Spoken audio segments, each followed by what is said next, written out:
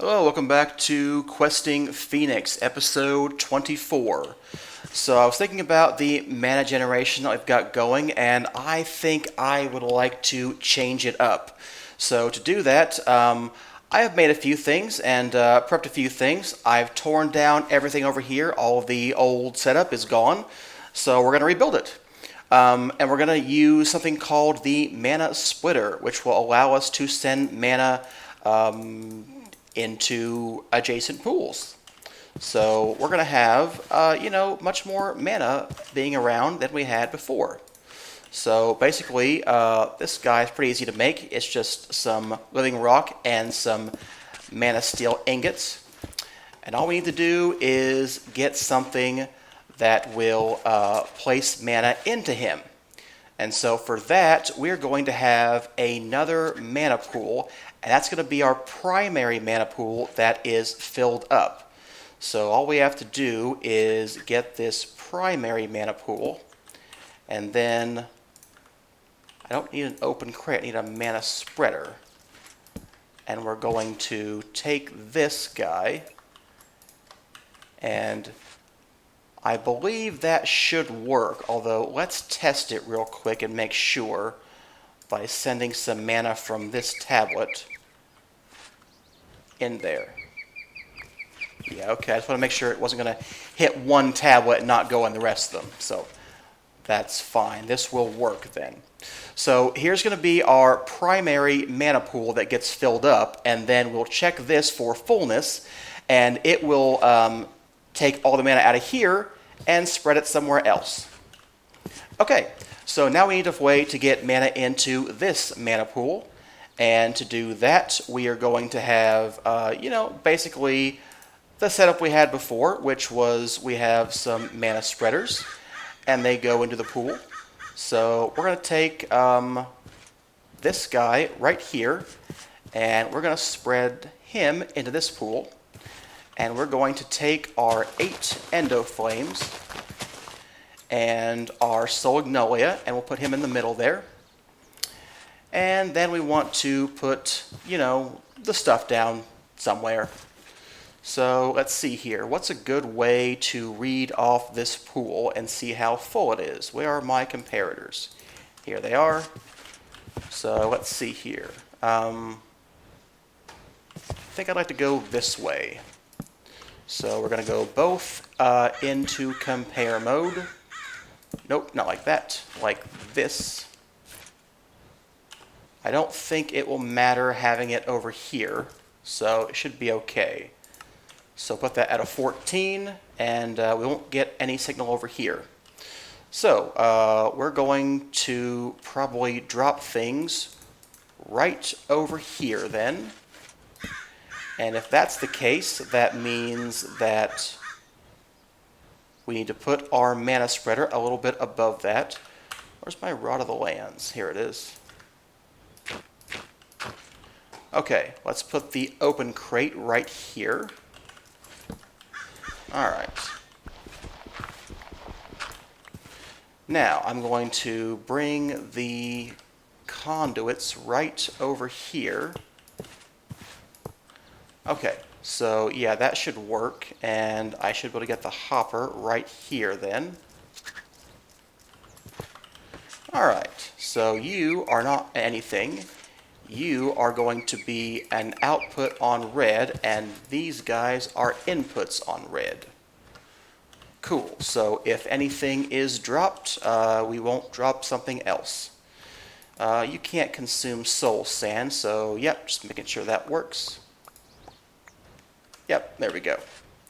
Now, I'd also like to, boy, you need a potency velocity lens, don't you? You're taking forever to get that little bit of mana out of there. We'll fix that later. Let's see here. I also want to get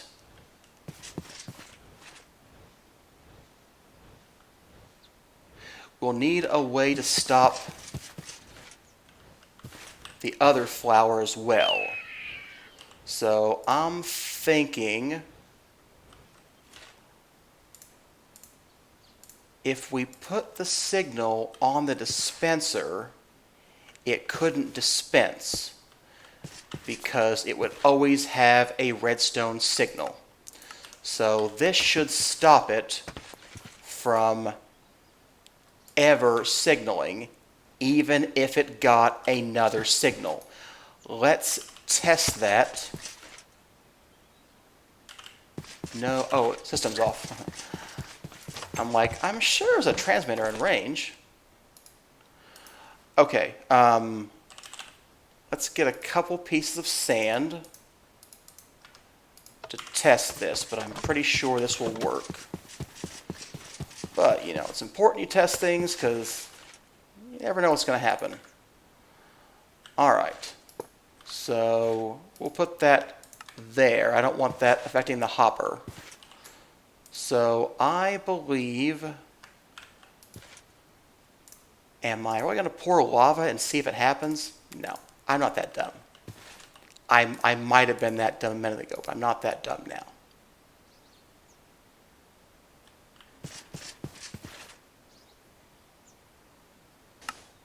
Okay, you will plant that sand, and that makes sense. However, what if I put a potato over here?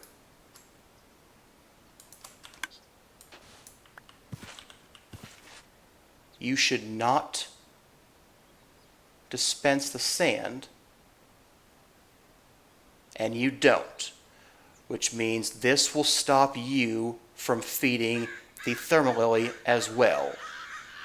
Okay, that's what I wanted to double check and make sure. Let me have those back, please. Thank you. Okay, that makes sense. So this guy is going to feed the thermalily, and the thermalily can go pretty much anywhere, I'm thinking. I would like the filler guy. No, he needs... No, he doesn't. He's fine. He can be anywhere. Let's move you. You're going to be on the other side. Now, if I have the thermalily, I guess I'll put it here. And that should be eaten by that, so that should be fine. So now we need to set up this tank. And it needs to be in a place where it can go there, so maybe I will place it on top of here. And then I can place this right here. Okay, that looks okay, I think. Alright, you're both insert and extract on both sides. Need my Yeta wrench. You're both insert and extract. Now you are the tank side, so you take in empty buckets and you spit out lava buckets. Okay, so if I put the lava bucket inside you, you will do nothing. That is correct. And if I spill that and then put it back in, will you fill up? Yes, you will. Okay, so now we click the soul sand timer to let that do its cooldown. Now, you are bound to him. Perfect. That's what we're looking for. And you guys are all bound to him. You'd have to be. Yeah, I don't think there's going to be any problem with the mana bursts going over here. If there are, we will solve that. But there we go. The mana comes over here, gets split into these four pools. We have a main pool that gets checked for fullness. And when this guy is full, it means we don't split anymore. It means these guys should be full. I think, anyway. So, let's see here. I've got an alchemy catalyst somewhere. So, let's put that under... under this guy, I'm going to go with. Yeah, under that guy. So, all right. And replace the dirt. And then I think we'll have the runes, the runic altar right over here. All right. Mana spreader. Yeah. There we go. A bit better setup, and we've added lava addition, which can't run out. At least not in the time we're going to be using it, I think. So I want to basically get a bunch of pools full so I have enough mana to open up the portal to Alfheim, make Terra Steel, and yada yada. So that's looking good for that. I do need to set back up the farm. I'll do that shortly. I'll do that off camera because that's basically the same thing I've already set up. I just want to move those hydrangeas a little bit. At some point, maybe we'll use a spark or a mana card or something. I don't know. I might even just shoot the mana over here or see if I can get it to bind to that pool. I might see if we can bind it to this pool. No, I don't want that because I'd rather it not. Now, I guess the question is, will he still fire when these are full? I don't know the answer to that question, so we're going to have to see what happens, when that happens, because I don't know what's going to happen. I'm hoping the answer is no, but I might be unpleasantly surprised. But in the meantime, let's go.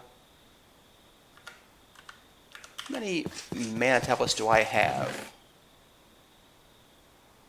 Oh, I have more than 2, don't I? I'm certain I have more than 2. I feel like I've got 3. I've got to have 3. There has to be 3, right? And yet, I don't see 3. Is it possible there is a tablet in the system? Yes, there is. I knew it. I thought I had 2 full ones and one that I used to empty this out a little bit. Okay. Let's say tablets go to pools. And let's dump this in here. It gets a bit tricky with the bounding boxes. There we go. Okay, so I think we should get a potency velocity lens. So let's get a couple of lenses.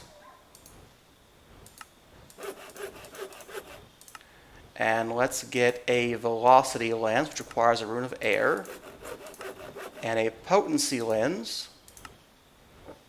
We don't have a rune of fire. Let's get one of those then. All right, I need a nether brick, gunpowder, and nether wart. All right. Nether wart, nether brick, gunpowder, mana powder, mana ingot. Alright. Let's see here. That looks like what we need. Now, I don't know if we have enough mana in there already. We'll find out shortly. It doesn't take very much mana, though, I don't think. Living rock. Ooh, under a stack. That's not good.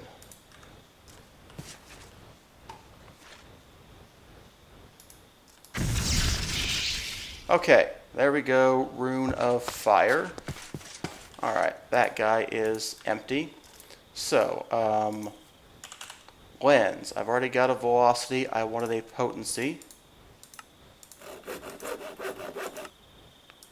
Now, I want a potency velocity lens. I need a slime ball to combine them. And there we go, a potency velocity lens. This will make bigger mana bursts and make them go faster, which basically should empty this guy out faster, and we'll see what happens with that. In the meantime, let's go grab some coal coke and charcoal and start those endo flames back to work.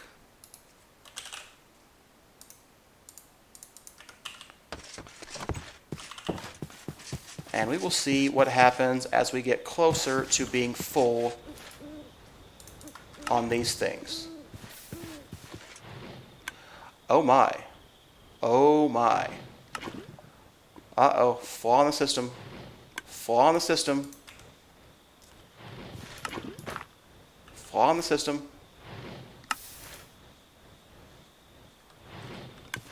Alright. Now, did I somehow destroy the bucket? Alright, so why did that happen?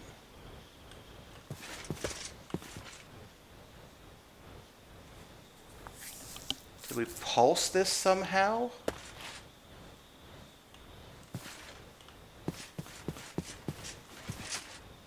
This was not on, so it got pulsed when this went on.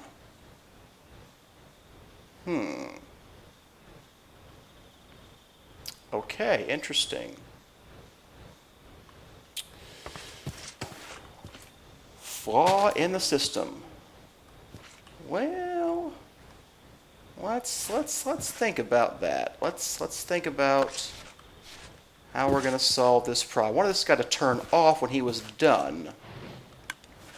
Okay, so we really need to not have anything that could trigger the dispenser and push the lava out prematurely. So we can't use a signal on the dispenser, I think, because that will kick out a full lava bucket, which we don't want at certain times. Let's see here. I didn't put the sand back in here.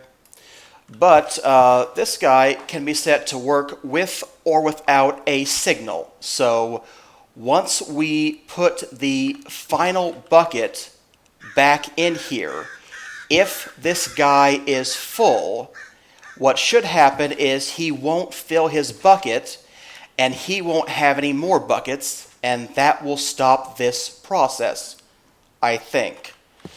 It'll also stop if something is on the pressure plate, but that shouldn't happen very often, so not going to worry too much about that. I do want to get the hopper hawk set up, and I want to get the item frames. I guess this time we're going to go with item frames of the charcoal and coal coke, because those are the only items I plan to use out here for this right now. At least that's what I'm thinking. So let's put a piece of coal coke in there, and we'll put a piece of charcoal. Will that stay there, or will that pop off? I feel like there's some weird rules about when it pops off and not. It appears to be there, so. Okay, I'll want to make the hopper hawk a floating hopper hawk, because there's no more sides to this thing. There's this side basically, and the top side, which is where I'm going to put it, I think. So let's put the coal coke in there, and the charcoal. Yeah, that's working so far. So let's turn this guy into a floating flower. So I've got a floating lime flower.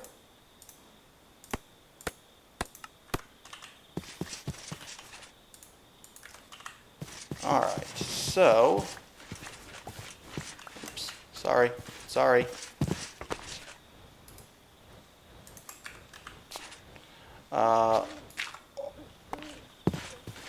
I believe that should work in the right radius.